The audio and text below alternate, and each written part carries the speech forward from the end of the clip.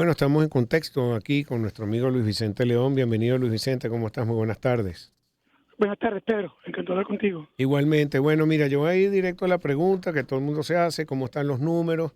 Si hay suficiente tiempo, yo sé que falta mucho por hilar de aquí al 29 de julio, pero algo maneja. Si tienes esa oportunidad de compartir con nosotros algo, por favor. Mira, yo creo que aquí la gran pregunta es cómo se va a desarrollar esa elección. Más allá de los números, que yo creo que son más o menos números conocidos, quiero decir, sabemos cuáles son las macro tendencias, Ujú.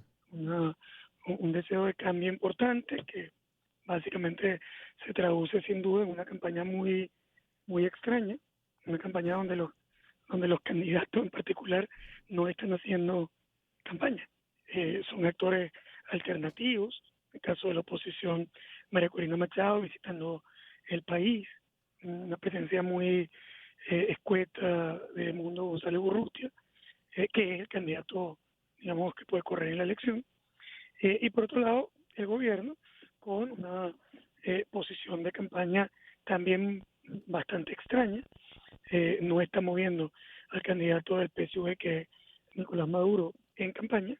En cambio, vemos a Diosdado Cabello, que es el representante del partido, haciendo un recorrido que de alguna manera sigue la presencia de María Corina.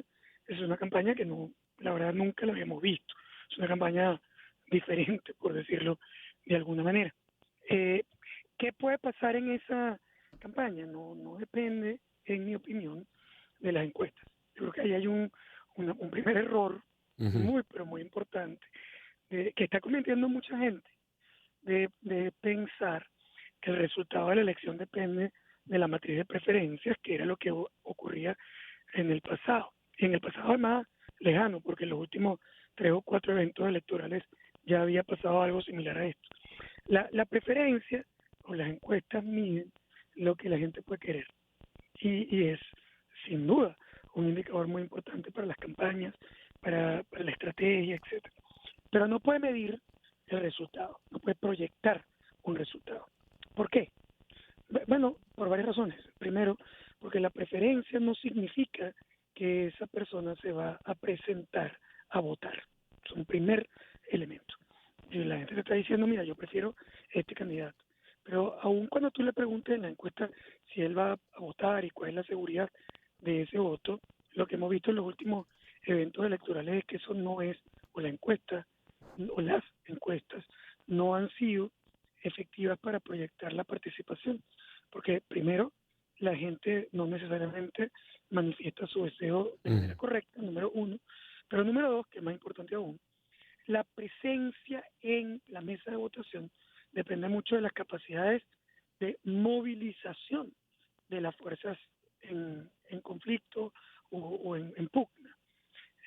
Quiero decir que tú puedes tener una de las fuerzas, como por ejemplo la oposición, que tiene una preferencia más elevada, pero tú puedes compensar parte de esa diferencia moviendo actores con recursos, con capacidad, con maquinaria, con presión, es decir, con un montón de cosas que pueden ocurrir, que ocurren, no es que pueden ocurrir, que ocurren en la elección y que no está medido en términos de la encuesta. El segundo elemento muy importante es digamos, la decisión real que tienen los actores de votar por quien prefieren. Eso no siempre ocurre así. Tú puedes tener algunos miedos que pueden eventualmente generar decisiones de votación que pueden ser decisiones distintas a las que tú estás recogiendo. Es decir, si te da miedo, por ejemplo, o si tú crees que el voto no es secreto, que lo es, pero tú puedes tener tendencia a pensar que, bueno, que una elección no es una elección adecuada, no es una elección correcta, etcétera, y eso generarte problemas muy importantes en el sistema.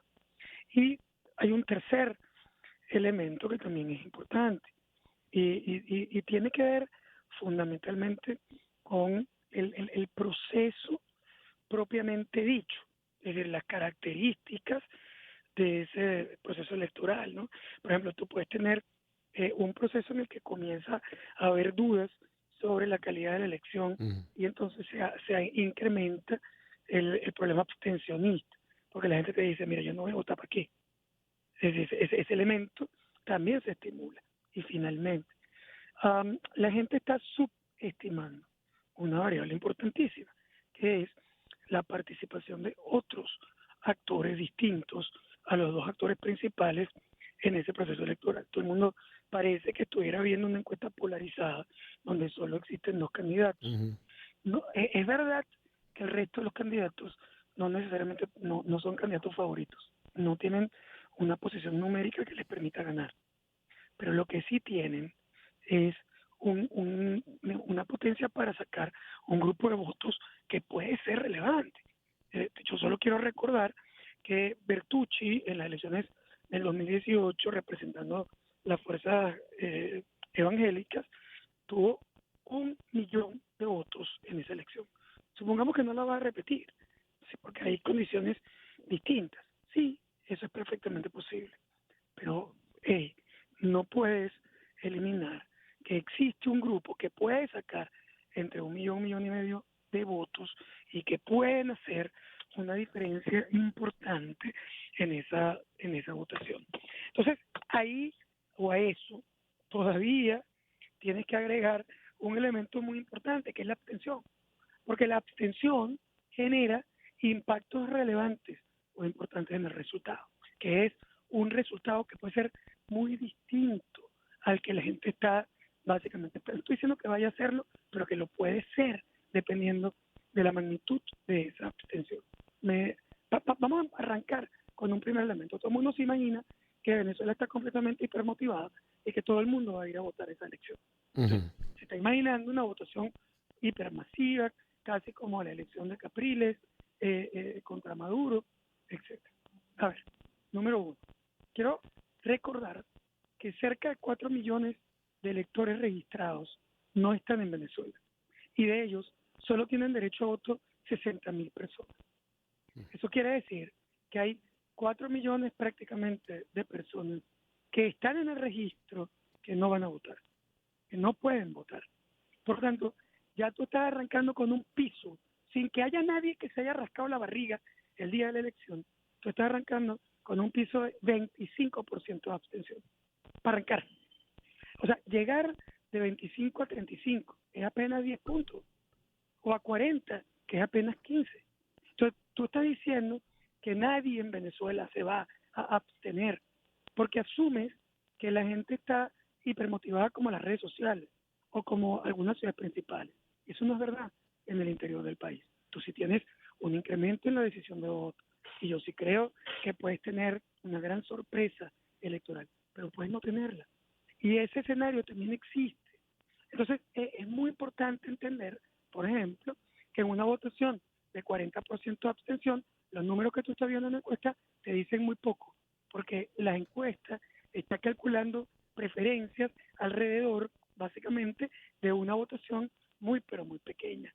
Entonces, ahí hay que, de alguna manera, desarrollar un proceso que sea mucho más consciente de las posibilidades reales en esa elección.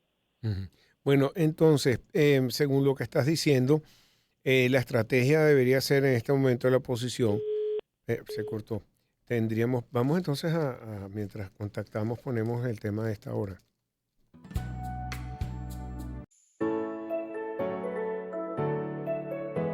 Empezamos el año en su compañía.